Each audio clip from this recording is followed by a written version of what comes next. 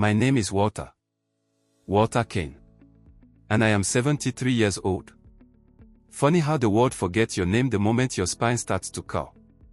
Back when I was Walter Kane, the Walter Kane, CEO, strategist, the man who could walk into a room and on the silence, my name carried weight.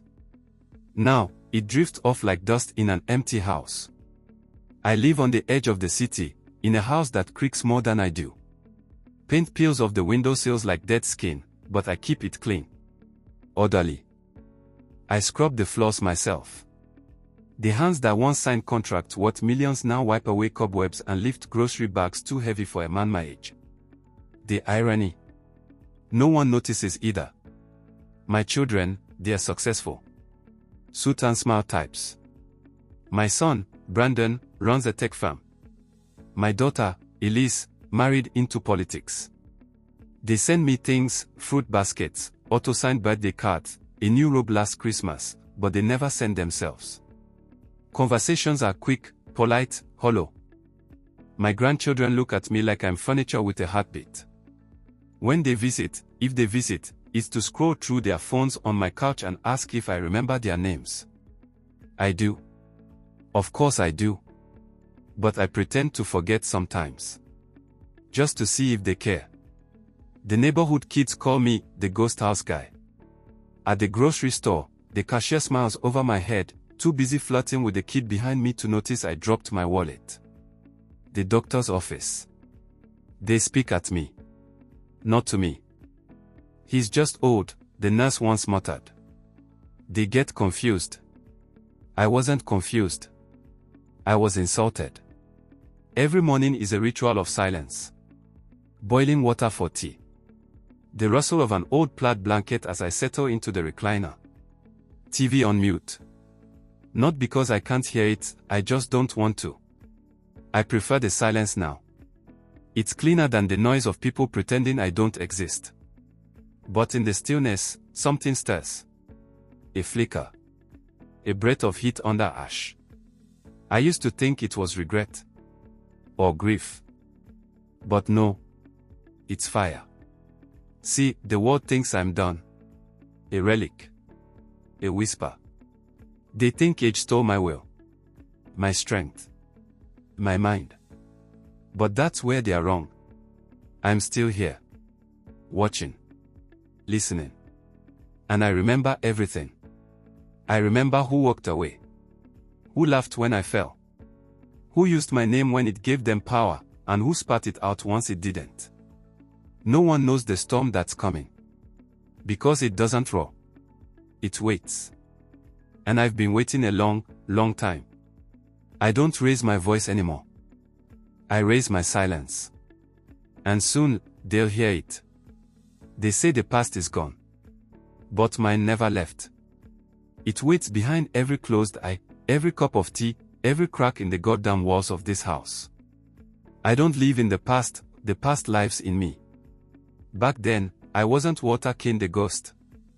I was Walter Kane the builder. Not of houses or highways. Of empires. I started with nothing but a rust bucket Chevy and a handshake. Cold winters, 4 a.m. Wake-ups, and a head full of ideas no one believed in until they had to. I outworked, outthought, and outlasted men twice my size. My word was a contract. My gaze was a weapon. I built Kane Enterprises from scratch, logistics, supply chains, regional networks. I kept food on tables, lights in homes, roofs over heads. In the 90s, when the market collapsed, I didn't run. I fought. I sold my car before I laid off a single worker. I mortgaged the house to keep the business afloat. Took out private loans to send my son to MIT, my daughter to Columbia. They don't remember that. But I do. I remember the night Elisa's husband, he was just a boy back then, called me at 2 a.m. because he got pulled over with a bottle in the back seat and no license in the front. I fixed it. Quietly. I remember when Brandon's first app failed and the investors were circling like vultures. I called in favors. Burned bridges I built just to save his neck. No thanks. No memory. The partners who betrayed me. I saw it coming. Smelled the greed long before the papers hit my desk. But I let them think they won. I signed the exit, took the hit, walked away, because my war was never about ego. It was about family. Legacy. I told myself, they'll understand one day. They never did. Now those same people, the ones I carried on my back through fire, avoid my calls. They act like I've always been this, nothing. A wrinkled shadow in a cardigan. But a shadow only exists when there's light behind it. And make no mistake, I was the light that held this damn family together. I bled for them. And they forgot I ever had blood to give. The silence now? It's not peace. It's the deafening roar of being erased. And yet, the more they ignore me, the clearer I become. You see, they think time made me soft. That the years dulled my age. But all time really did, was give me distance. Perspective. And now, I see the board again. I may walk slow. But my mind still runs at the speed of war. It's not the big betrayals that hollow you out. It's the little things. The ones so small, no one even notices they've caught you. But they do. Last week I called Brandon. Twice. Voicemail. Then a text. Hey, Dad. Super busy. Can we talk next week? Hope you're well. I typed out a reply. Erased it. Typed it again. Erased that too. I stared at the blinking cursor like it owed me something. It didn't. Nothing does anymore. A month ago, my grandson came over. Dylan. 16. Taller than me now, eyes like his father's. I asked if he could help me carry a box from the garage. He laughed. I think you got it, Gramps, he smirked. Gramps. Like a cartoon. He went back to his phone. I carried it myself. Tore something in my shoulder. Didn't tell anyone. At the clinic, I sat in the waiting room for 2 hours. When they finally called me in, the doctor didn't even look me in the eye. My dementia. He said, flipping through my file like I wasn't there. I don't have dementia, I said. He didn't respond. He called in a nurse. Get the old guy prepped. Old guy. I used to negotiate global shipping contracts. Now I'm a blood pressure reading with shoes. At the grocery store, I dropped a carton of eggs. Bent down slowly to pick them up. A woman stepped around me like I was a fallen sign. A boy behind her chuckled. No one helped. No one ever helps. But I don't forget. I write it all down. Every moment. I keep a notebook. Black leather. No one knows about it. Inside, names, dates, words, faces. Like water behind a dam, every insult, every slight, collects. They think I don't notice. But I see them. They just don't see me. And that's their mistake. Because I'm still here. And I'm still thinking. I don't get angry anymore. Not like I used to. I get exact. Pain sharpens when you don't scream. It focuses. The world made me invisible. They mistook it for weakness. But you know what invisibility really is? Camouflage. It happened on a Tuesday. I was coming back from the store, hands full of plastic bags biting into my fingers. Someone bumped into me, didn't stop. I stumbled.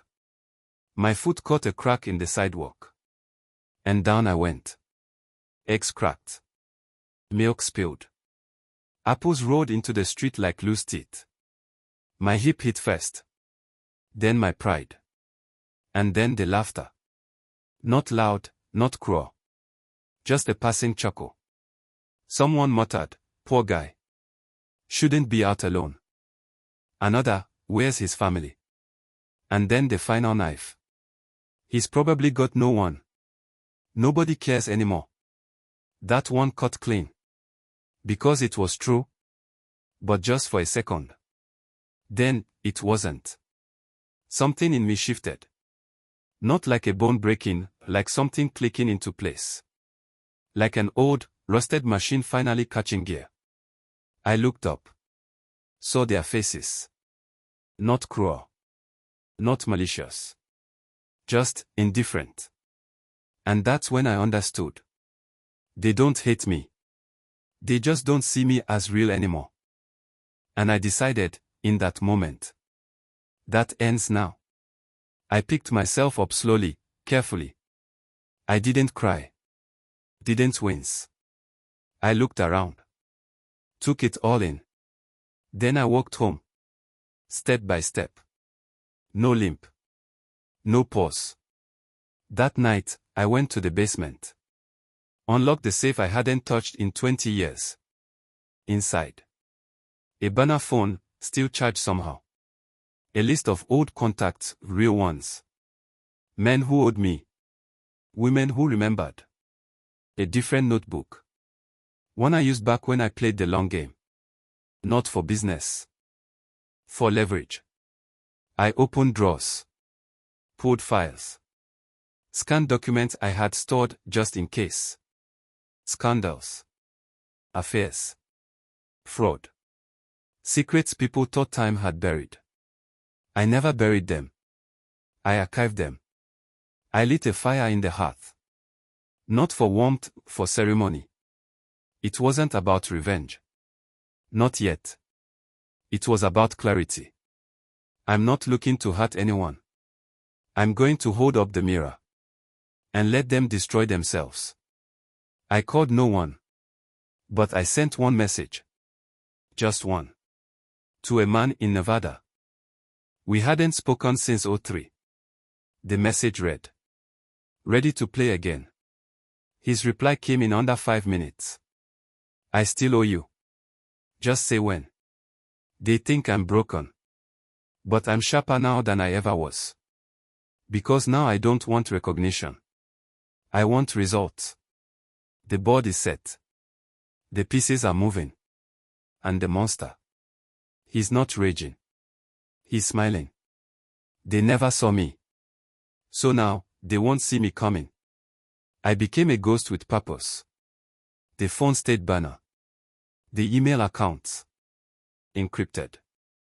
The addresses I used. Untraceable. I moved with the precision of the man I used to be, but quieter now. Smarter. First move, Brandon. The proud tech CEO. A man built on code, stock options, and secrets. I sent one packet. Just one. Anonymously, of course. To a journalist I remembered from 20 years ago. He owed me a favor. I cashed it in. Inside the packet, irregularities in Brandon's company's acquisition records. Real ones. His partner had cooked the books, and Brandon knew. Didn't act. When the article hit, the board panicked. Shareholders called emergency meetings. By the end of the week, Brandon was stepping down to pursue personal projects. He called me that night. Didn't leave a message. Didn't need to. Second move, Dylan, my grandson. The one who laughed. He just signed with an influencer agency. Branded deals, big money, public profile. I sent a short clip. Him, from years ago, drunk at a party, saying things no PR team could scrub. It was never supposed to surface. Until now. The agency dropped him. Universities hesitated. His image cracked like thin glass. Now he stays off Instagram. Quiet. Careful. Good. Third move. The ones who whispered in the hospital. The neighbor who called code enforcement to try and force me out. The real estate agent who told my daughter behind my back he'd be better in a home. Each got their own taste. Nothing illegal. Just a trail of truth, nudged into the right hands. And the truth, when timed right, is more devastating than any bullet. They started to feel it. In my house, the air shifted. Phone calls increased. My children asked how I was. Just checking in. They never just check in. Something's wrong, they can sense it, they just don't know what. And I don't answer right away. I let the silence grow. Silence is power when people realize they've underestimated you. My notebook grows. I cross names off. Not in hatred, in completion. I'm not cruel.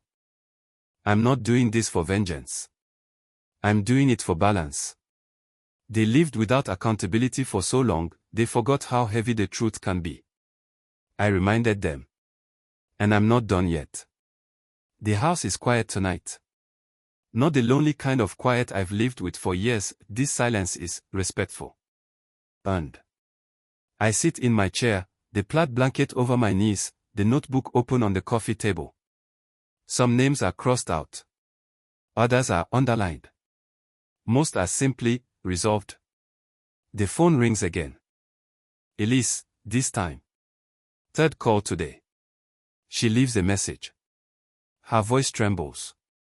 Dad, can we talk? Please. We need to see you. Need.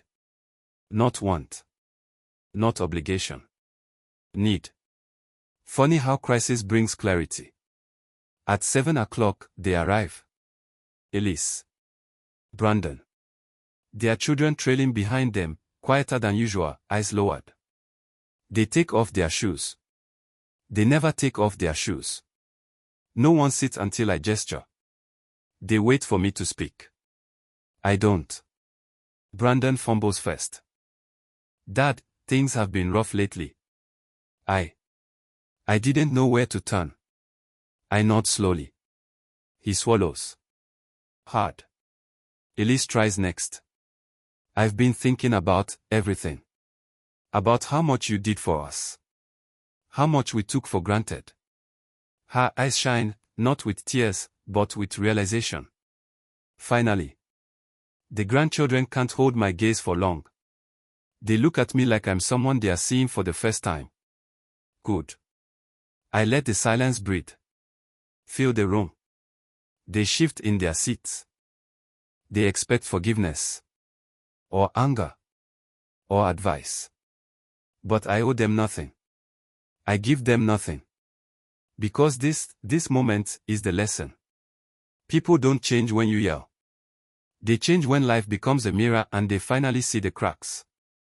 And right now, they see themselves. After a long, heavy pause, I reach for my notebook. I write the final line. Slow. Careful. Age is not the end. It is the vantage point from which everything becomes visible. I close the notebook. Gently. They watch me, waiting for the verdict. I offer none. I simply stand. Walk to the window. Look out at the dark street.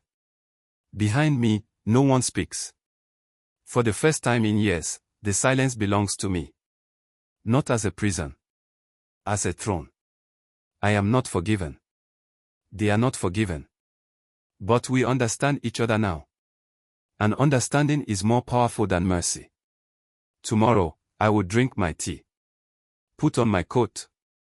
Open the door. And step into a world that no longer dares to ignore me. I am not young. I am not loud. But I am still Walter Kane.